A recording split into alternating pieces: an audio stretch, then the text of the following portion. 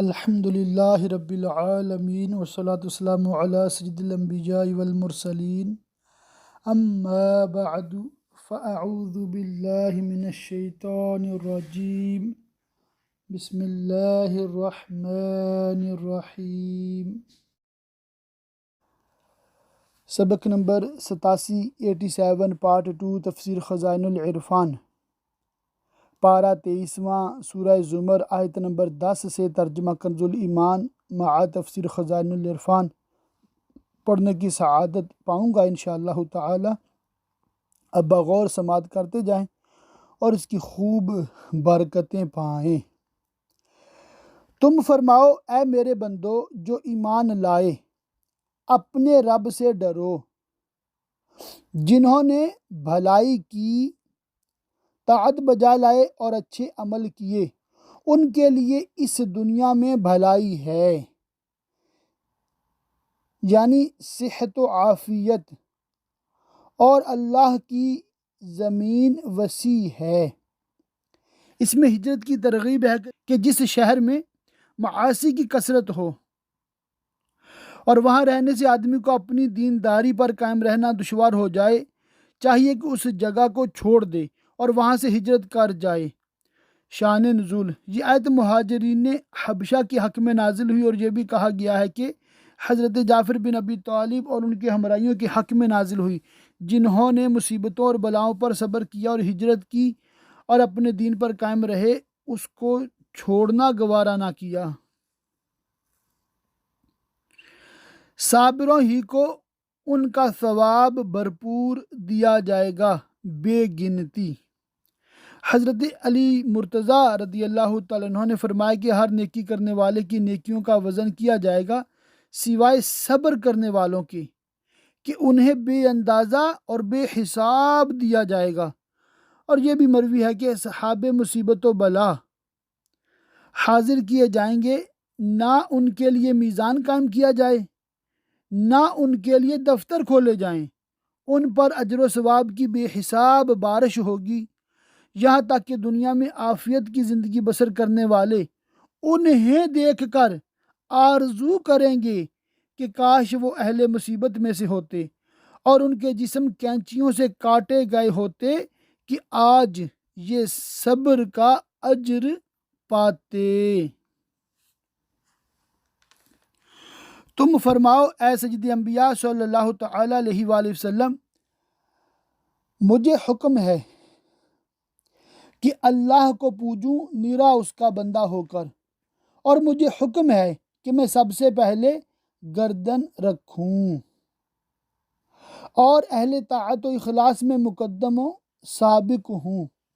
اللہ تعالیٰ نے پہلے اخلاص کا حکم دیا جو عمل قلب ہے، پھر اطاعت یعنی اعمال جوارح کا، چونکہ احکام شرعیہ رسول سے حاصل ہوتے ہیں، وہی ان کے پہنچانے والے ہیں، تو وہ ان کے شروع کرنے میں سب سے مقدم اور اول ہوئے۔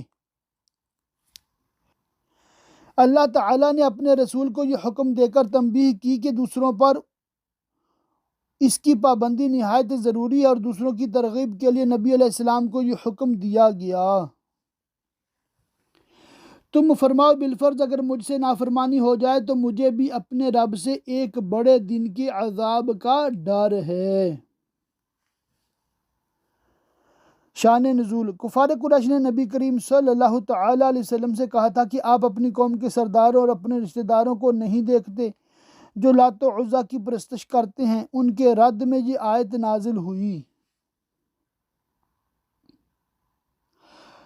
تم فرماؤ میں اللہ ہی کو پوجتا ہوں نرا اس کا بندہ ہو کر، تو تم اس کے سوا جسے چاہو پوجو، بطریق تحدید و توبیخ فرمایا۔ تم فرماؤ پوری ہار انہیں جو اپنی جان اور اپنے گھر والے قیامت کے دن ہار بیٹھے، یعنی گمراہی اختیار کر کے ہمیشہ کے لیے مستحق جہنم ہو گئے اور جنت کی ان نعمتوں سے محروم ہو گئے جو ایمان لانے پر انہیں ملتی۔ ہاں یہی کھلی ہار ہے، ان کے اوپر آگ کے پہاڑ ہیں اور ان کے نیچے پہاڑ۔ یعنی ہر طرف سے آگ انہیں گھیرے ہوئے ہے۔ اس سے اللہ ڈراتا ہے اپنے بندوں کو کہ ایمان لائیں اور ممنوعات سے بچیں۔ اے میرے بندو، تم مجھ سے ڈرو، وہ کام نہ کرو جو میری ناراضی کا سبب ہو،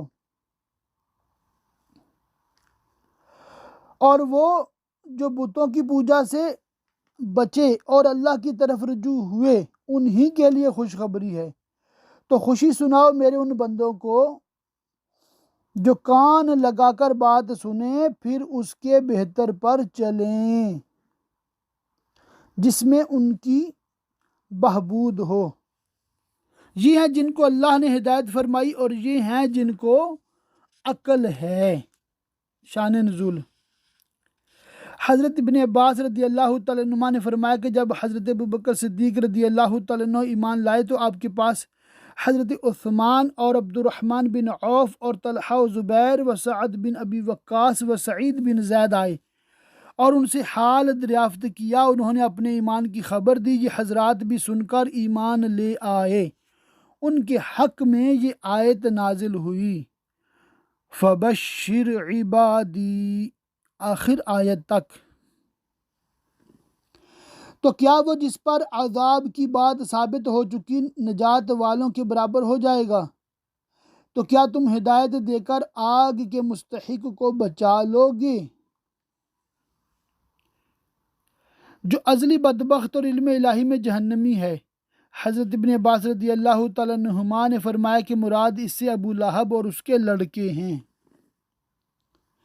لیکن جو اپنے رب سے ڈرے اور انہوں نے اللہ تعالیٰ کی فرما برداری کی، ان کے لیے بالا خانے ہیں، ان پر بالا خانے بنے، یعنی جنت کے منازل رفیعہ جن کے اوپر اور عرفہ منازل ہیں، ان کے نیچے نہریں بہیں۔ اللہ کا وعدہ، اللہ وعدہ خلاف نہیں کرتا۔ کیا تو نے نہ دیکھا کہ اللہ نے آسمان سے پانی اتارا، پھر اس سے زمین میں چشمے بنائے، پھر اس سے کھیتی نکالتا ہے کئی رنگت کی، زرد، سبز، سرخ، سفید، قسم قسم کی گیہوں، جو اور طرح طرح کے غلے، پھر سوکھ جاتی ہے تو تو دیکھے کہ وہ سرسبز و شاداب ہونے کے بعد پیلی پڑ گئی، پھر اسے ریزہ ریزہ کر دیتا ہے۔ بے شک اس میں دھیان کی بات ہے عقل مندوں کو، جو اس سے اللہ تعالیٰ کی وحدانیت و قدرت پر دلیلیں قائم کرتے ہیں۔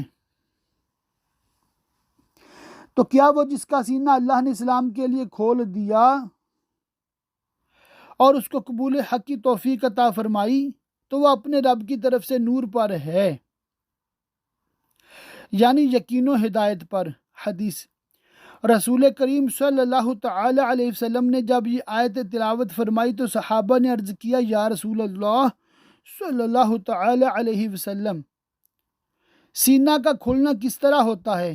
فرمایا کہ جب نور قلب میں داخل ہوتا ہے تو وہ کھلتا ہے اور اس میں وسعت ہوتی ہے۔ صحابہ نے عرض کیا، اس کی کیا علامت ہے؟ فرمایا، دار الخلود، یعنی ہمیشہ رہنے والے گھر، جنت کی طرف متوجہ ہونا، اور دار الغرور، یعنی فنا ہونے والے گھر، یعنی دنیا سے دور رہنا، اور موت کے لیے اس کے آنے سے قبل آمادہ ہونا۔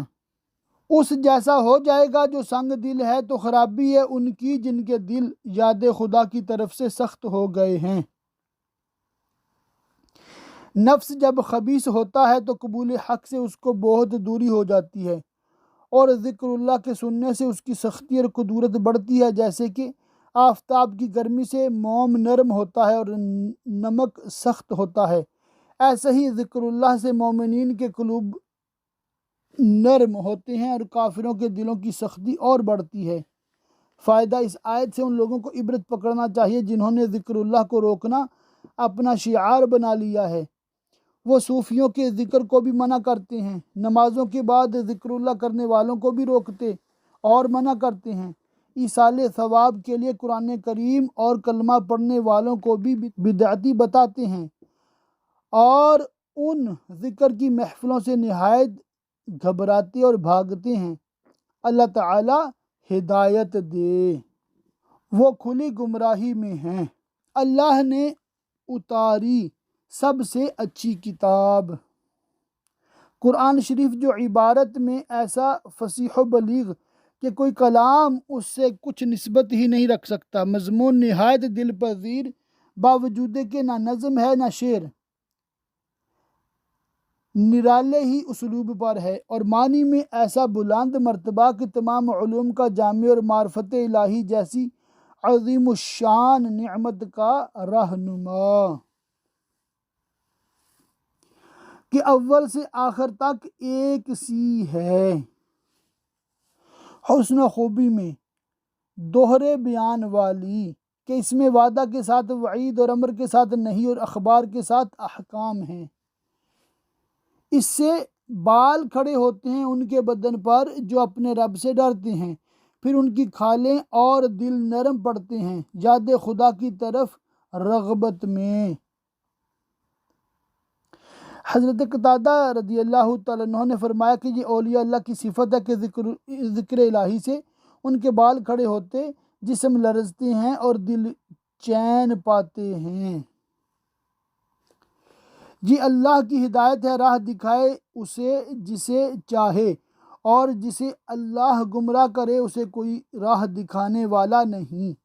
تو کیا وہ جو قیامت کے دن برے عذاب کی ڈھال نہ پائے گا اپنے چہرے کے سوا؟ وہ کافر ہے جس کے ہاتھ گردن کے ساتھ ملا کر باندھ دیے جائیں گے اور اس کی گردن میں گندک کا ایک جلتا ہوا پہاڑ پڑا ہوگا جو اس کے چہرے کو بھونے ڈالتا ہوگا، اس حال سے اوندھا کر کے آتش جہنم میں گرایا جائے گا۔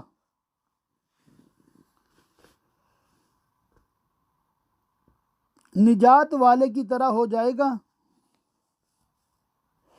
یعنی اس مومن کی طرح جو عذاب سے مامون و محفوظ ہو، اور ظالموں سے فرمایا جائے گا اپنا کمایا چکھو، یعنی دنیا میں جو کفر و سرکشی اختیار کی تھی اب اس کا وبال و عذاب برداشت کرو۔ ان سے اگلوں نے جھٹلایا، یعنی کفار مکہ سے پہلے کافروں نے رسولوں کو جھٹلایا تو انہیں عذاب آیا جہاں سے انہیں خبر نہ تھی۔ عذاب آنے کا خطرہ بھی نہ تھا، غفلت میں پڑے ہوئے تھے، اور اللہ نے انہیں دنیا کی زندگی میں رسوائی کا مزہ چکھایا، کسی قوم کی صورت مسخ کی، کسی کو زمین میں دھسایا، اور بے شک آخرت کا عذاب سب سے بڑا۔ کیا اچھا تھا اگر وہ جانتے اور ایمان لے آتے، تکذیب نہ کرتے۔ اور بے شک ہم نے لوگوں کے لیے اس قرآن میں ہر قسم کی کہاوت بیان فرمائی کہ کسی طرح انہیں دھیان ہو اور وہ نصیحت قبول کریں۔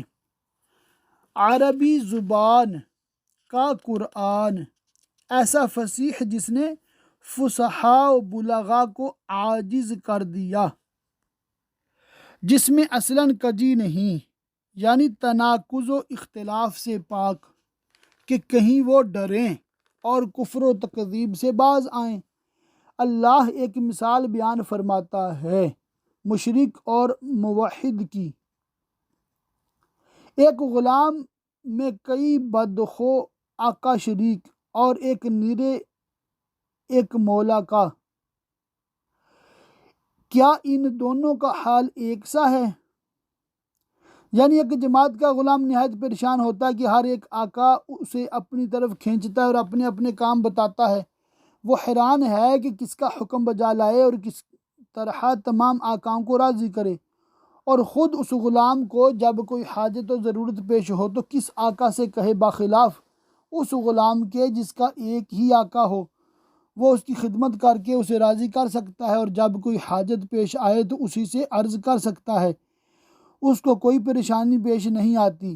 یہ حال مومن کا ہے جو ایک مالک کا بندہ ہے، اسی کی عبادت کرتا ہے، اور مشرک جماعت کے غلام کی طرح ہے کہ اس نے بہت سے معبود قرار دے دیے ہیں۔ سب خوبیاں اللہ کو جو اکیلا ہے اس کے سوا کوئی معبود نہیں، بلکہ ان کے اکثر نہیں جانتے کہ اس کے سوا کوئی مستحق عبادت نہیں۔ بے شک تمہیں انتقال فرمانا ہے اور ان کو بھی مرنا ہے۔ اس میں کفار کا رد ہے جو سید عالم صلی اللہ تعالی علیہ وسلم کی وفات کا انتظار کیا کرتے تھے۔ انہیں فرمایا گیا کہ خود مرنے والے ہو کر دوسرے کی موت کا انتظار کرنا حماقت ہے۔ کفار تو زندگی میں بھی مرے ہوئے ہیں، اور انبیاء کی موت ایک آن کے لیے ہوتی ہے، پھر انہیں حیات عطا فرمائی جاتی ہے۔ اس پر بہت سی شرعی برہانیں قائم ہیں۔ پھر تم قیامت کے دن اپنے رب کے پاس جھگڑو گے۔ انبیاء امت پر حجت قائم کریں گے کہ انہوں نے رسالت کی تبلیغ کی اور دین کی دعوت دینے میں جہد بلیغ صرف فرمائی، اور کافر بے فائدہ معذرتیں پیش کریں گے۔ یہ بھی کہا گیا ہے کہ مراد اختصام عام ہے کہ لوگ دنیاوی حقوق میں مخاصمہ کریں گے اور ہر ایک اپنا حق طلب کرے گا۔ اللہ کے فضل سے 23واں پارہ مکمل ہوا۔ اب انشاءاللہ تعالی 24ویں کا آغاز کرتے ہیں۔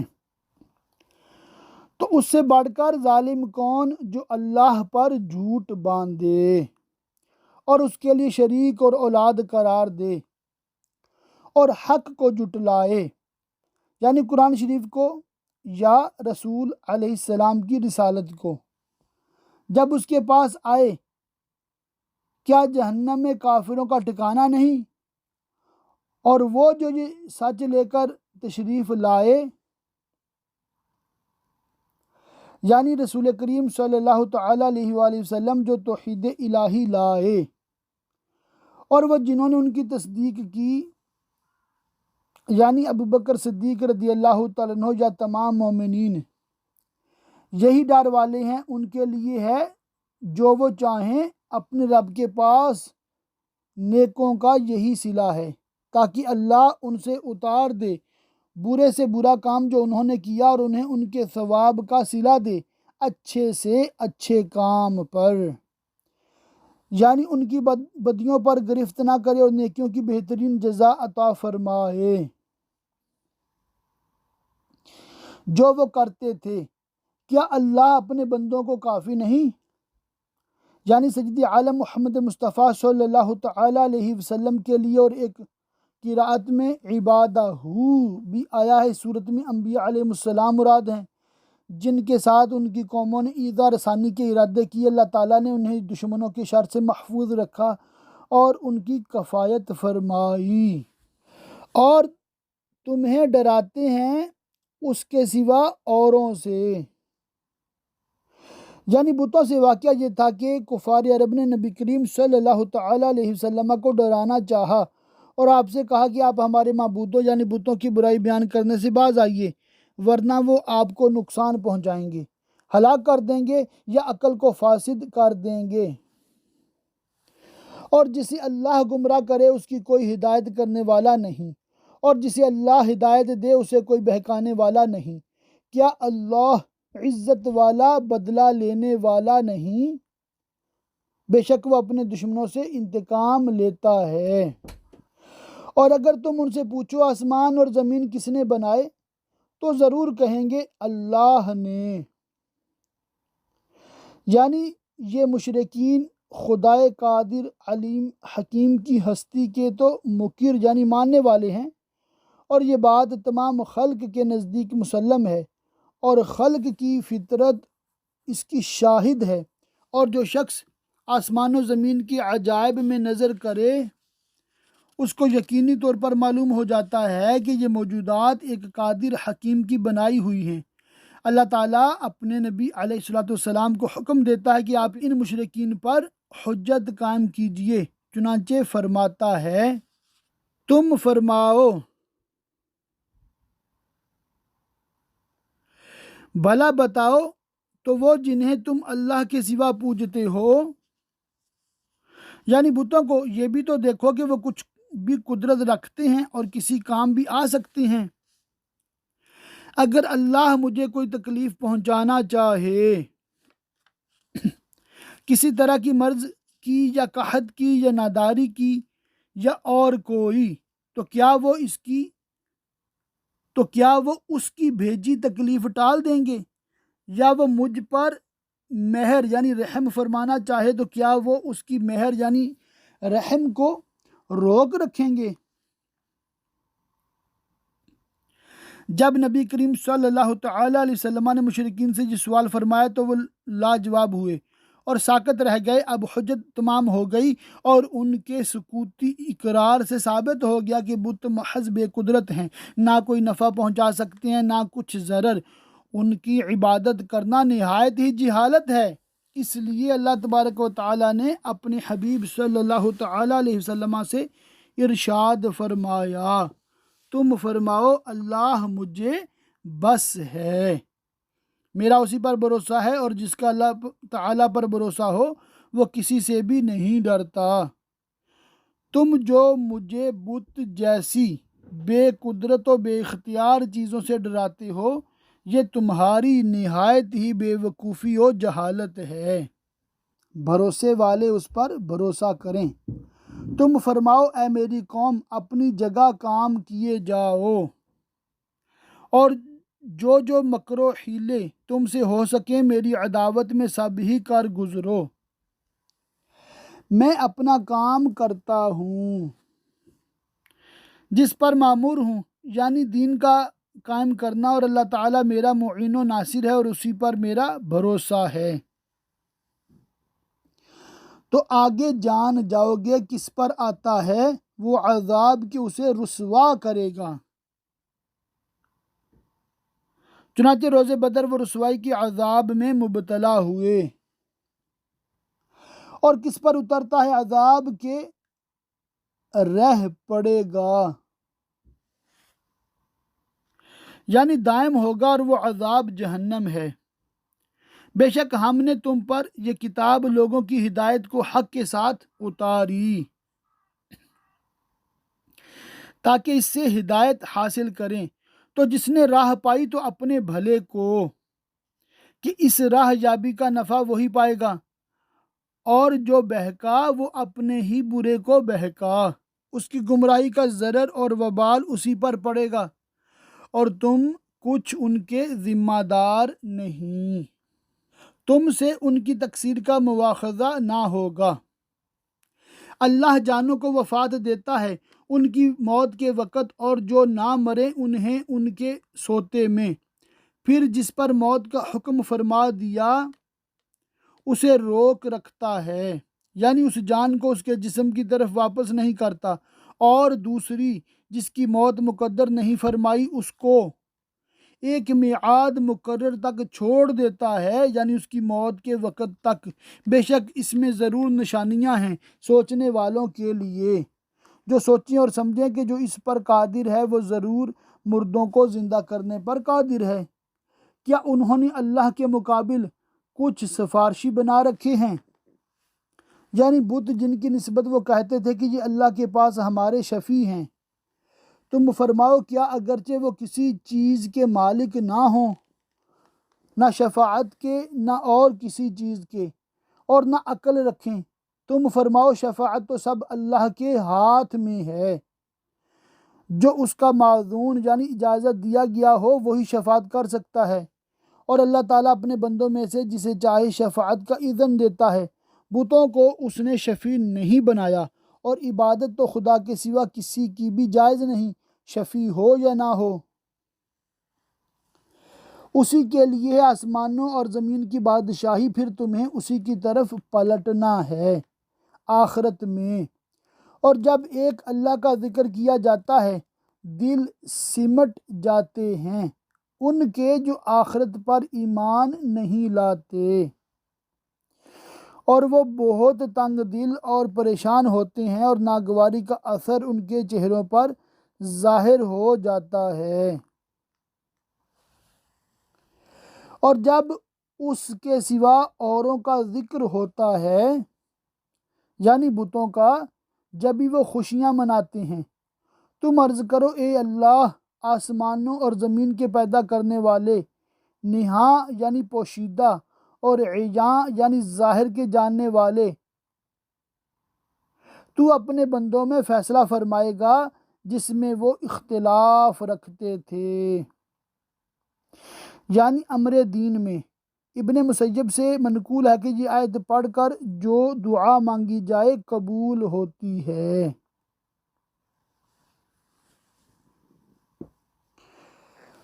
اور اگر ظالموں کے لیے ہوتا جو کچھ زمین میں ہے سب اور اس کے ساتھ اس جیسا، یعنی اگر بالفرض کافر تمام دنیا کے اموال و ذخائر کے مالک ہوتے اور اتنا ہی اور بھی ان کے ملک میں ہوتا تو یہ سب چھڑائی میں دیتے روز قیامت کے بڑے عذاب سے، کہ کسی طرح یہ اموال دے کر انہیں اس عذاب عظیم سے رہائی مل جائے، اور انہیں اللہ کی طرف سے وہ بات ظاہر ہوئی جو ان کے خیال میں نہ تھی، یعنی ایسی عذاب شدید جن کا انہیں خیال بھی نہ تھا۔